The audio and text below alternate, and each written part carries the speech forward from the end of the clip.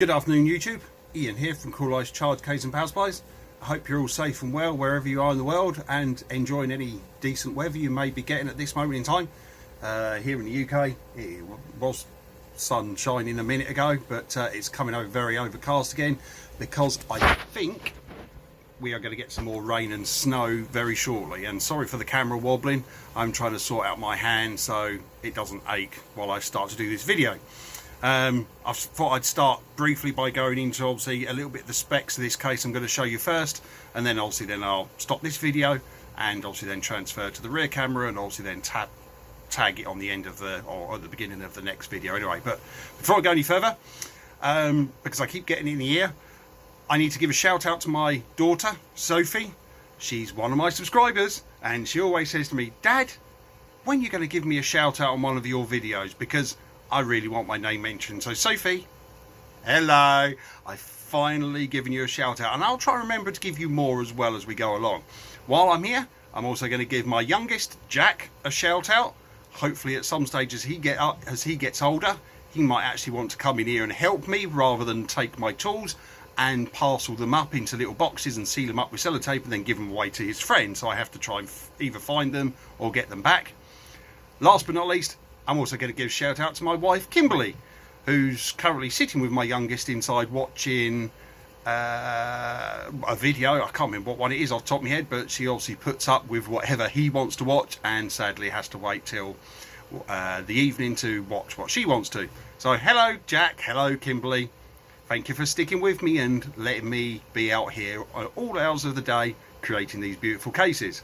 Anyway, enough of that for now. This case is for Ron Stevens. He approached me and said, "Ian, this is what I would like fitting in my case," and in this instance it was a single PL6 and two ISDT Q8 Max chargers. It turned out to be, originally I was under the impression it might be Q8s, it then turned out to be Maxes. Not an issue. This is my usual Max 505 size case, so fitting in two of those chargers wasn't an issue, because unlike the Q8s, these ones are a little bit deeper. And I might also take a video of another small case that is being collected tomorrow along with this one that mixes a Q8 and a Q8 Max. And I had to obviously, because it was the smaller Max 300 size case, I had to be a bit crafty with how that fitted because the depth wasn't quite enough in the case. But anyway, so we've got 3 chargers in this case. Customer already had his 2400 watt power supply from me, and obviously said, can we reuse this one in the case? So I did. So I split it from a standalone unit into 2 separates with my side-by-side brackets mounted at the bottom of the case. He also wanted the ice meter protection circuit for future-proofing this case build, so we incorporated that. Storage, wanted some storage in the case as well, so it's, you'll see when I turn it round, I've managed to achieve that with the spring hinge lid. It's not central to the deck, so for those of you like myself, perhaps a little bit OCD about having everything central and justified or whatever you want to call it to the rest of the case, it is a little bit off centre and it took me a little while to get used to it, but it looks quite nice and neat, I feel, so I'm pleased and the customer's happy, and of course that's where it had to be in order to fit between the 2 chargers and obviously still allow me to have enough room. So obviously that's a compartment there to obviously store some small leads into. We've got obviously the usual dual radial fans at the back of the case, air inlet slots at the front, which I'll go through in a minute. And then in the lid, he wanted an LED lit logo. Not a problem. I had a couple of ideas. He said to me, "Ian, I fly SAB helicopters, so I want the Goblin logo. I would like a Kraken silhouette outline, if you like." And then obviously I put the word, the text Kraken underneath it as well, which again you'll see in a bit. I did try and get high quality resolution images from the suppliers, but that didn't pan out sadly, so I had to go fishing for them on the internet, and I think I found some that were half decent. And anyway, the end result has turned out quite nice, so I'm quite pleased. So hopefully you guys will enjoy it as well when it turns up, or when I turn the camera around to the side and you see it. Instead of just being linked to RGB LED strip that the customer would obviously change the colours to, I have linked it to RBG strip, but it's the strip that I've then connected to the ice meter. So in other videos we've seen the ice meter obviously then is solid green when there's no amps being pulled, and obviously then he's cycling the colours when there is amps being pulled, and I've normally set 0.8 of an amp, so anything above that the light starts cycling. It is controlling the LEDs underneath this acrylic laser etched sign. So ordinarily when you first boot up the case it's green, then of course then when you put load on it, it then obviously starts to change colours, and if I remember correctly I'll probably try and get a battery so I can put it under load and so you can see that as well. But without further ado, I'll stop talking directly at the camera from this, I'll switch you off, and then I'll start another video then with a rearward facing camera and obviously show you this case in person. Speak back in a bit. Bye. Hey YouTube, Ian here, back again. Right, okay, so here's the case. It's the usual max 505 size, so it's a good size. At the end of the day, it does obviously carry a fair heft to it, and of course then with 3 chargers in it, I think this one's nudging the door at least of 13 kilograms. I've not weighed it, so I'm not sure.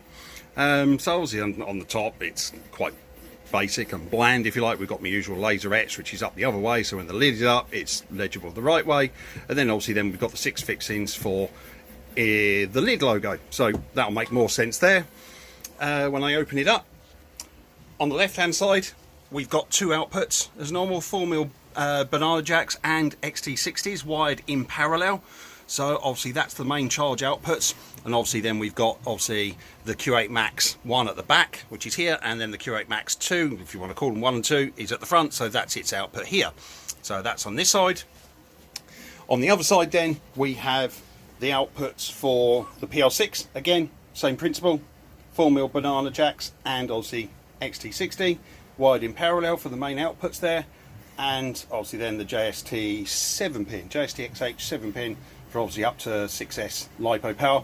And obviously I've carefully laid out a LiPo here so I can hopefully plug that in one-handed while I'm got the video running, so I can obviously pull some amps and show you what's going to happen there with the ice meter. And then of course then you've got the IC connector with my 3D printed bezel again around it just to finish it off. So let's open the lid. I've already cracked it, and there we go. So we have the typical deck layout again. You know, for those of you that watch my videos, they all look relatively similar, if you like. They just obviously have different specs with regards to chargers, and of course because they're all custom built to order at the time, there can be slight differences along the way. So basically then also I've incorporated my ISDT cutout design, if you like, and obviously originally it's the same layout for the Q8 but obviously made bigger because the Max turns out to be a bigger charger and of course deeper, so I had to obviously then create the new cutout for that, and of course that's recessed from the back so the charger then locates into the 10mm thick polypropylene deck, and obviously then sits below the deck surface by I think it's 4mm I think, or 3mm that I've gone on the recess on that. And obviously you've got the 2 there. Then of course then I created then the same charge cradle again, which acts obviously as the duct, so cooling air is allowed to be sucked in from the front, and also that goes straight down into the case as well. I've opened it up, you can't really see it where it's all dark in there, but air can obviously go in, be sucked in through the front grills of the charger, or also go into the bottom of the case, which is quite handy. And then the first slot at the back here then is obviously the exhaust port for this first Q8 Max, and again obviously it's the 3D print is ducted, so any air that hits it then, instead of hitting sharp corners, is obviously then guided via radiuses, and it's all smoothed out so it comes straight up and out. And of course then, because these chargers are obviously a little bit more powerful than the standard Q8, I have made the gaps bigger so you can just about get your finger in there kind of thing, but I'd rather obviously have a slightly bigger slot than obviously risk then heat being an issue where it can't escape properly. So that works out quite nice, and obviously there's 2 there, one above the other, staggered one above the other. Radial fan at the back again of course as normal, and then across on the other side is the other one. So this one obviously potentially then sucks any warm air from this side, and this one actually works out that it's pretty much directly behind the PL6 exhaust fan. So as the PL6 I noticed was getting warm, that was obviously then throwing it straight into this fan, which was obviously then exhausting it, and the air coming out of that was obviously warm, so that's what works quite well. So PL6 again, no bump controller on this one. Later down the line, maybe the customer might want to do that, and we can obviously accommodate that if need be. So at the moment he hasn't, so obviously I've done my usual cutout for the screen and then access to the buttons, so that works quite nice. Ice meter, oh, I hate to see dust on my bits when I'm video filming them, but of course the static discharge does obviously attract it. Ice meter again, front and centre at the front. So it's not strictly needed, of course, potentially with the Revo Electrics, but it, again, as I've explained in other videos, I think it does bring some nice little features to these cases with regards to obviously the cooling fan control, the LED strip control, temperature monitoring inside there kind of thing, of course then showing you the voltage and the current draw from the chargers and anything else that's been running there. So that looks quite nice. So again, my 3D printed adapter for that, which obviously then sinks it down into the deck, so the knob is, it's actually not quite flush with the top face of the deck, but it's obviously then sunk, I think it's about 12mm lower than what it would be if it was mounted in the deck.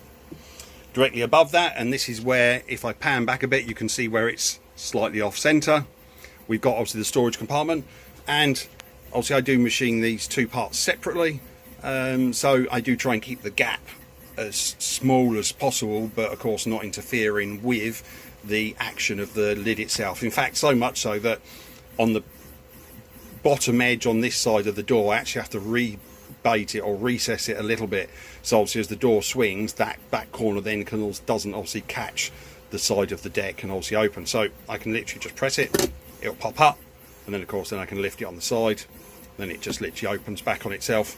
And as you can see, got quite a nice decent storage there. I think I made it off the top of my head, I think it was about 200 by 130 wide, and in the end it's worked out about 6 centimeters deep, I think, off the top of my head.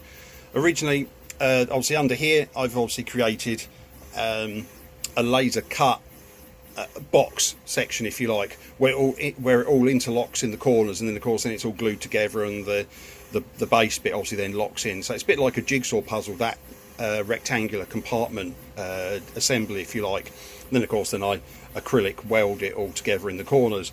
And the first one I did, I made it slightly too deep, so then I couldn't put the lid down properly because it was interfering with the power supplies, which are obviously bolted to the case floor underneath. So I had to redo it. Not a problem. Just, I've got that one in fact underneath my desk. I might use that on a future build where it's offset to one side or the other. And then so then I cut another one out of, and this time it was out of matte black acrylic, so that works out quite nice in there. And of course then I do use the small hinges, and I've got little recesses or little cutouts machined into the plastic, which if I go on top you can see. So that actually does allow the hinge then to basically be down the middle center line, if you like, of the action, so it literally just swings up. And I've got, it is a little bit of a faff to drill the holes obviously in the main plate, because I must get myself like a little 90-degree adapter for my drill here, but I created then, if I can sort it out in my fingers, I created like a little 3D printed jig then, if you like, that fits into that recess and then guides where those holes need to be drilled. So I can obviously put that and hold that in place on that one, drill the holes, do it on the next one, drill the holes, do it on the next one, drill the holes, and then of course then I do that then on the main deck itself, and they're all aligned to one another. Sometimes you get a little bit of a wobble kind of thing, unfortunately, where trying to hold it and drill at the same time becomes a bit of an issue, but I can get over that just by using the needle file and just elongating the hole slightly in the hinge, and that works. But this door obviously works quite nice, and of course then it's a magnetic spring loaded, so drop it down, press it, and we're done. USB charge port in the top again as normal, obviously the twin one, so that's quite nice. It just adds that little bit of a feature. If with most people have got mobile phones and tablets now maybe that they take with them to the flying field, so that's obviously quite handy. Usual sort of format with the air slots on the front, cooling fans on the back, and obviously the power supply is orientated so they suck cooling air in from the front, exhaust out the back, and then of course then it's taken care of out the back. So the main thing obviously with this case was the lid build, so let's pan up, and there we go. So customer said obviously he wanted the Sab Goblin Kraken logo in the lid, and just basically said, what can you do, you know, show me what you can do. So I did, and it's turned out quite nice. It's only about the second time I've attempted to do an image with the laser, and while it's great, I think it could potentially be better. So over time, again, the more I do of this, the better I'll get, but I'm quite pleased with this at the moment. So instead of using obviously the router this time, I thought I would try something different, and I've designed and then 3D printed the picture frame, if you like, or bezel, however you want to call it. I then thought, let's make something a little bit different here, and so I made the holes in the corners just a little bit bigger, with the view then to making another 3D printed part, in this case kind of a fake nut kind of thing, which I could have done in a different colour, but I didn't. So I've created like a fake nut fixture on the front, then obviously then it's got a cylindrical piece on the back with, and it's got a hole in the middle of it which is sized just right for me to sink in the M5 brass inserts into the back of those that I normally use obviously on the back of this deck to bolt everything to. So it's got proper metal thread in it. So the idea was then they push in obviously into the corners, and then obviously an additional 2 at the bottom as well, and then of course then that's where the M5 screws then bolt into from the back, clamping that logo into the lid. And it's worked out quite nice, to be fair. I wanted something that gave it kind of thing, that industrial sort of look without being too silly or too tacky would be a good word to use, and I think it's turned out really well, so I'm pleased. But let's turn it on. So I've got it wired up. Let's turn the plug on at the switch. Obviously the ice meter is doing its thing. Are we going to see it? Okay, now we're in standby mode, so the power supplies are powered, but they're not giving their DC output as normal. And the Kraken logo is now lit. Brilliant. That's what we like. But obviously the chargers are off. So we're in standby mode. So let's press the button. Chargers are going to come up into play. We're now outputting obviously the V2, which is power supply 2. They're combined 212 volts, 25 volts total. I think if I come to the left, oh no, that's the temperature. That's currently internal temperature. So the fan, I think on this one, I've set it to come on at 26 degrees C, so of course the fans are off at the moment. You'll hear them if they do turn on. V2, so that's the combined power supplies, and then of course then V1, so we've got 12.45 out the first power supply. Then of course then you've got the other option, so no current being pulled, under voltage protection set at 23.55 volts, over voltage set to 28, so if it goes outside of those two values, the ice meter then switches off both PSUs. Minimum current, minimum I, so that's 0.8, so anything below 0.8 or below, the LED lights will stay green. Anything above, they'll start the cycle. Max current, I've set it to 90. These are the 100 amp power supplies, but I always give it like a 90, just to give it a little bit of overhead. Can always go up. Yeah, fan on, sorry, fan on at 25 degrees, so they'll come on when the case temperature reaches 25 degrees. Overheat shutdown, 36. These values are changeable. And I've had it obviously where I've set them conservatively, if you like, and then when these units have gone out to somewhere hot like the Australia or the US, people said, oh, I need to turn it up, and we can go through that. It's quite easy to do, so that's easy enough. Scroll again, internal temperature currently 16 degrees, measured by the little temperature sensor in there. Oh, didn't get it, that one. And then obviously back to V2, so we're back to the menu. So logo's obviously staying green. Let me see if I can put you on the other hand. Oh yeah, we get a crack as we connect the 4mm bullet. We connect the balance port. Good. Battery's still nice and there, so that's certainly not having an issue there. I've connected that correct. Let me see if I can figure out how to work this. So enter, yeah, high power will do. Enter again, parallel packs no. Set charge rate, nah, we won't go 10. It's only a 5,000 mAh pack, and I don't want it to be over too quickly, so let's go 6 amps. Yeah, discharge rate, okay. Charge only, yes. Checking pack. LiPo confirm. Right, so that's going. So if anything, actually, I can perhaps come back to the, keep going, go to current. Where are you? There you go. So we're still not pulling any current yet. It will start to ramp up. If I go up, the Kraken logo will also give us a good indication of the current. Oh, here it goes. It's starting now to start to bounce a little bit on the ice meter, because obviously we have put a bit of dampening on the ice meter to obviously dampen the response, or these digits on the current draw. But if you dampen it too much, then it doesn't keep up. So and here we go. So now, yeah, we're pulling just over 2 amps now, and it's still climbing. So of course now we've got the LEDs, there we go, so it's going to magenta, is that? It's very difficult to obviously see with the camera. Magenta, is that purple now? Yep, I think it's going purple. Oh, now we're going to pink, purple, blue, and back again. So as you can see, it's simply just changing colour. I don't know if there's a way I can. I've got a bit of cardboard under here. I know one time I did a trick whereby I stopped the light going in. Sometimes it helps. Many of you have perhaps seen this if you follow me already, because I posted this quick logo view video, should I say, the other day. Quickly get rid of that out the way.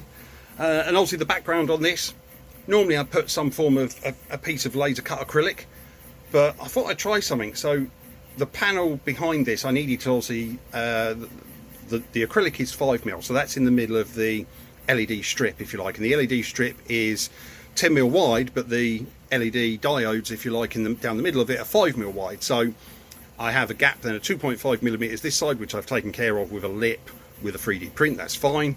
But obviously then that left a 2.5mm void, if you like, behind the acrylic. So if I didn't put something there, then eventually the acrylic would just rattle within the frame. So what I did this time, instead of cutting a piece of 2mm acrylic or other to fill the void, I've 3D printed again just a rectangular plate, if you like, out the back. I made it about 1mm thick of solid layers, if you like, and then of course then the remaining 1.5mm was I've just got ribs on the back of it, kind of thing, just to give it a bit of rigidity, kind of thing, without using up too much filament and filling the void. The good thing about that is, not that you can see it on here, but again on the other video you can just about make out layer lines on it, and it then gives it that other little bit of a nice finish, if you like, because it kind of frames the etched image. Let's go a little bit closer to it so you can see. I mean, the laser is phenomenal with the detail it can get, and this is by no means as good as what I've seen some other people do, because it is all about the photo manipulation, because of course you're converting a color image to dot matrix essentially, because obviously the laser is obviously doing little dots to create the depth changes and the image quality, kind of thing. And yeah, the more you do, the better you get with that kind of thing. And for a second try, I'm quite pleased with that, and the customer is too, so can't wait for him to see it. And again, it's got my usual cable chain going in there to guide it, kind of thing, so that works out quite nice as well. So that's it. That's Ron Stevens' case. I think he'll be happy with that. The ice meter is showing that we are pulling in yet just under 5 amps. I'll give or take about 5 amps for that, so that works out quite nice. Yeah, I think he'll be pleased. I know I am with this one. Another case leaving the office workshop. You can hear the 3D printers going in the background. So, as usual, if you need any charge cases or power supplies, please do not hesitate to give me a call. You've got my contact details, ian@coolice.co.uk. My name is Ian. Thank you very much for your time in watching this video. Stay safe, and I'll see you soon. Cheers. Bye.